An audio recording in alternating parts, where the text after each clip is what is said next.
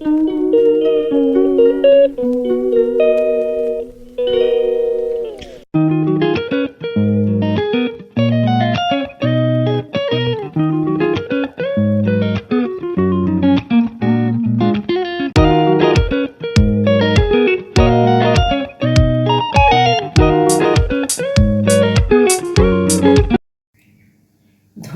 আপনার বাড়িতে কিছু জিনিস আছে যেটা দিয়ে আপনি নতুন কিছু একটা বানাতে চান, সেরকমই একটা রেসিপি আমি নিজের থেকেই ইনোভেশন করে একটু বানাচ্ছি।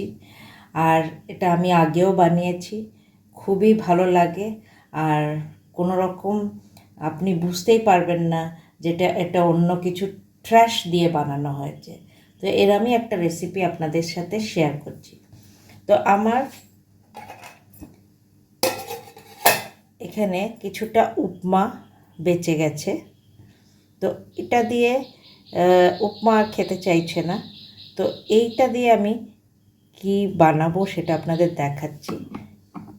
এর সাথে আমার কিছুটা ব্যাটার দোসার রয়ে গেছে। তো এই দুটো জিনিস দিয়ে আমি নতুনত্ব কি বানাবো সেটা আপনাদের সাথে শেয়ার করছি। তো hello friends, welcome to my channel Shelly and Ananas world. তো আপনাদের সাথে এখন যেটা দেখাতে চলেছি এটা পুরোপুরি আমি নিজের ইনোভেশনে করেছি। তো প্রথমে আমি কিছুটা গরম জল বানিয়ে নেব।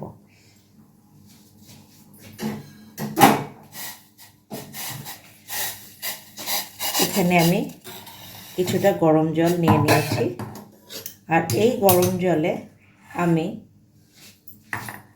এই উপমাটা রেখে দেব।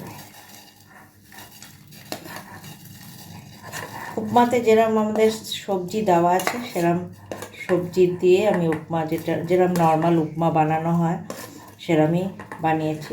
আর এই গরম জলে এই সুজি উপমাটা আমি ভিজিয়ে রাখব।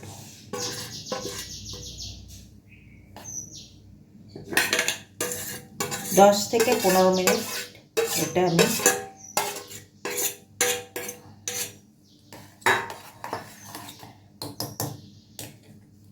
এটা বানিয়ে ঢেকে রেখে দেব 10 থেকে 15 মিনিট।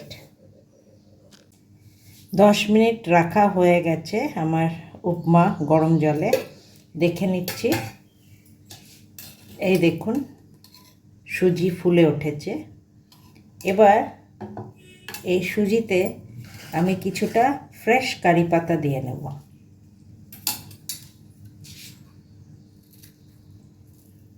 একটু কুচিয়ে নেব কারি পাতা, এটাতে ভালো সুগন্ধ আসে, তাই ফ্রেশ একটু দিলে সুগন্ধটা বেশি ভালো আসবে।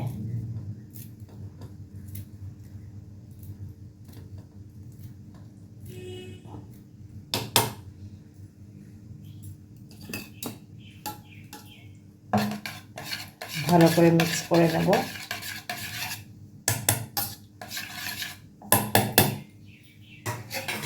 এবার আমি এর মধ্যে দিয়ে নেব এই দোসার ব্যাটার।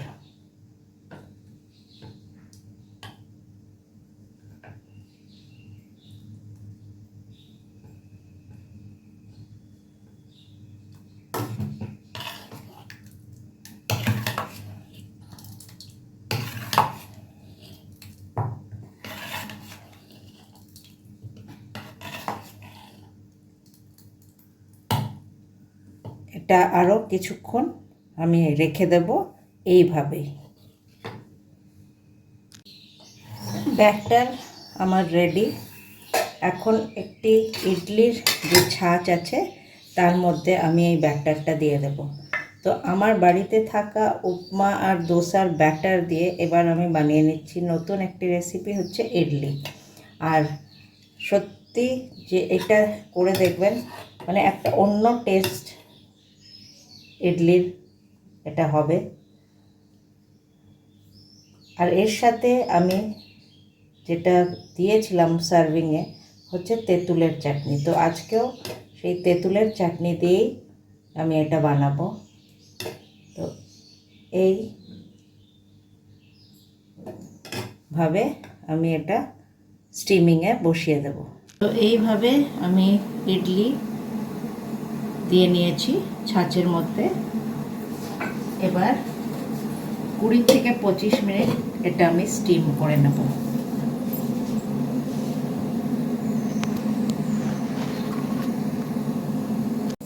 আমার 25 মিনিট হয়ে গেছে। এবার আমি খুলে দেখে নেব ইডলি হয়েছে কিনা।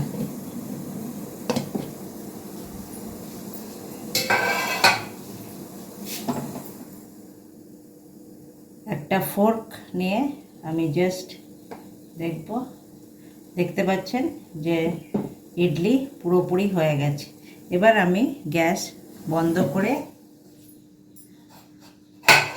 কিছুক্ষণ ঢেকে রাখবো, তারপরে আমি ইডলি বের করে নেব।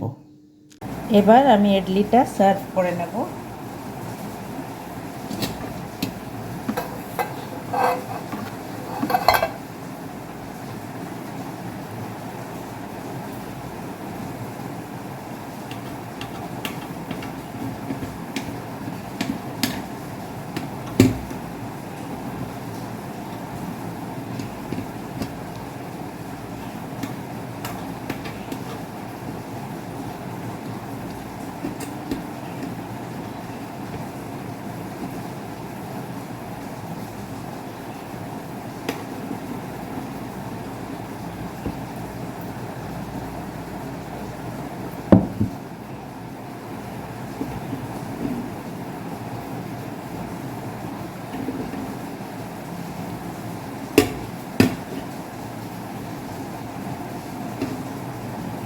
খুব গরম, একটু সার্ভ করার জন্য ঠান্ডা হতে হবে।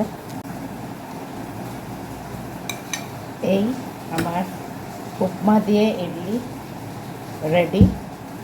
এটা সার্ভ করব এবার চাটনি দিয়ে। তো এইটা হচ্ছে তেঁতুলের চাটনি দিয়ে আমি এটাকে সার্ভ করব।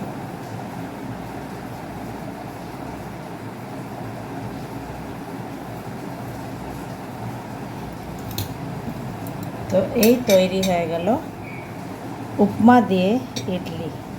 তো যদি এই রেসিপি ভালো লেগে থাকে তাহলে নিশ্চয়ই আমায় কমেন্ট সেকশনে জানাবেন। তো bye bye and thank you.